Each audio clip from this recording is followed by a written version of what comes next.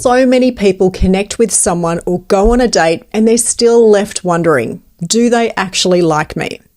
And I think that specific question, that uncertainty, is one of the most confusing feelings in modern dating.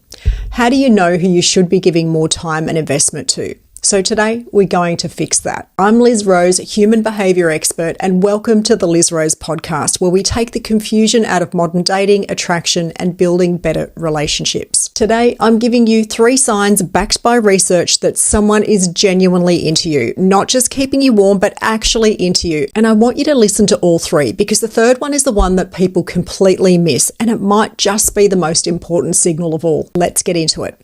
Before we get to the signs, I want to say something that I think will resonate with a lot of you. Most of us were never taught how to read genuine interest. We were taught to chase that feeling, the butterflies, the rush, the hot and the cold. We mistook intensity for interest, but intensity and genuine interest, they're not the same thing. Intensity burns out fast, whereas genuine interest builds over time. And one of the reasons that people stay confused in the early stages of dating is because they're looking for the wrong signals.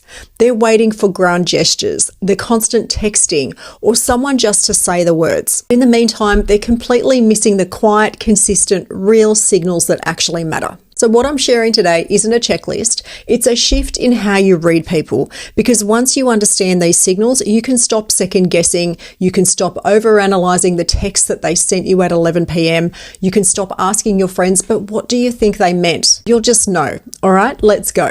Sign number 1 is they protect the time they spend with you. Now, this sounds really simple, but I want you to really hear it, because there's a nuance here that changes everything.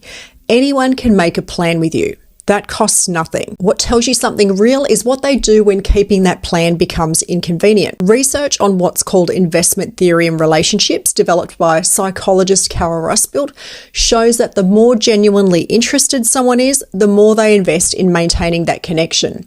And investment isn't just about money or gifts. It's about the resource that people guard most fiercely, which we know is their time. Someone who is genuinely into you doesn't casually reschedule you. They're not going to put you at the bottom of their priority list. And they don't leave your plans vague so they can see if something better comes along. Now, we all know that life happens. People get sick, work gets crazy. That's not what I'm talking about here. I'm talking about the pattern. The pattern of someone who wants to see you is that they make it happen. They follow through with that. And when something does get in the way, they're the ones reaching out to reschedule. They're not leaving you wondering if they're still interested. The rule here is this: pay attention to who shows up when it's inconvenient, because that tells you everything. Effort when it's easy, that means nothing. Effort when it costs something, that's real. And here's something worth sitting with. If you're always the one initiating, always the one holding the plan together, always the one making it easy for them to show up, that's not connection. That's you doing the work for 2 people, and you deserve someone who does their half. So watch for the follow through. Watch what happens when life gets in the way. That's sign number 1. Sign number 2 is they remember the small things. This one's backed by some really interesting research.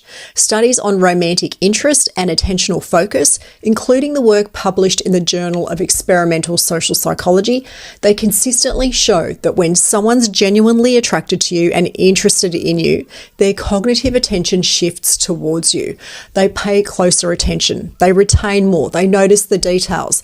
In plain language, what that means is when someone likes you, they listen differently because they genuinely can't help it. You have their attention in a way that other people don't. So what does this look like in real life? They remember that you mentioned your sister's wedding is coming up and they might ask you about it.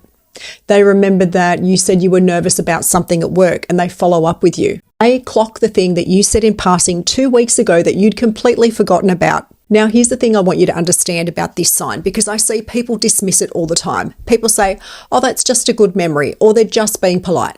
No, there's a difference between being polite and being present. A polite person asks how you are. A genuinely interested person asks how that specific thing went. That thing that you told them about, that thing that mattered to you. And here's what's actually happening when someone remembers the small things. They're not just storing information, they're showing you that in the middle of their day, their week, their life, you crossed their mind. You were important enough to hold on to. Someone who remembers the small things isn't just paying attention. They're thinking about you when you're not there. And that makes the difference. That's one of the quietest, most real signs of genuine interest. And it's so easy to overlook that. It's not just whether someone texts you back, but whether they're actually in the conversation, whether they're picking up what you put down, whether they remember. That's sign 2. All right, sign 3. This is the one I really want you to pay attention to.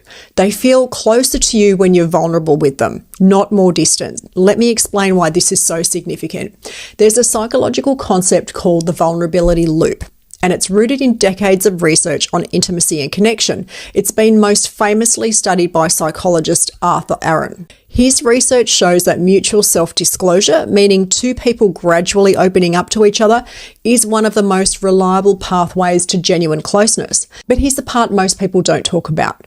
The response to vulnerability is a real test because opening up to someone is a risk. Every time you share something real, something uncertain, something painful, something that makes you feel exposed, you're essentially handing someone a piece of yourself and waiting to see what they do with it. And what a person does in that moment tells you almost everything about how they feel about you. Think of it like this. Vulnerability is like handing someone something fragile. Someone who doesn't care, they'll put it down. They'll change the subject, make a joke, get uncomfortable and pull back. And you'll feel it. That subtle shift where you realize I just opened up and somehow I feel further away from them than I did before. But someone who is genuinely into you, they're going to hold it carefully. They'll lean in. They might share something of their own and they'll make you feel like opening up was exactly the right thing to do because the conversation gets deeper, not more awkward. When the right person sees the real you, they don't pull back. They move closer to you. Now, I want to be clear. This isn't about dumping your trauma on someone on a second date and seeing if they stick around. That's not what I'm talking about here. I'm talking about the natural moments of honesty that happen as you're getting to know someone. The moment you say something genuinely true about yourself, your fears, your past, what you want, what you've been through, and you watch what they do next. Do they get closer or do they get quiet and distant? Research by Brené Brown and others in the field of vulnerability consistently show that genuine intimacy cannot be built without risk. You have to let people see something real to find out if the connection is real. There's no shortcut. But what that research also shows is that for someone who's truly interested in you, not just the idea of you, not just that version of you that's always confident and together, your vulnerability doesn't scare them off. It draws them in because they want to know you, actually know you. Not that highlight reel of you. And that is one of the most powerful signs of genuine interest that there is. So if you've ever opened up to someone and you felt like they leaned away, that's information, valuable, important information. And if you've opened up to someone and felt them lean in, hold on to that. That doesn't happen with everyone and it's more rare. So let's bring this together. 3 signs that someone's genuinely into you. 1, they protect the time they spend with you. 2, they remember the small things because you cross their mind when you're not there. 3, when you open up, they get closer to you, not quieter and more distant. Now, here's what I want to leave you with today. And this is the one I want you to write down or screenshot or send to someone who needs to hear it. You should never have to try and force certainty about someone who makes you feel uncertain. If you're constantly analysing, second-guessing, reading into things, waiting for answers, that uncertainty is telling you something. It might not be telling you that they're wrong for you, but it is telling you that you don't yet have enough signal. And instead of turning that question inward and asking what's wrong with you, ask the better question. Ask, are they actually showing me enough to go on? Because you're not too sensitive for wanting to know if someone is actually in this. You just deserve someone whose interest in you isn't a complete mystery.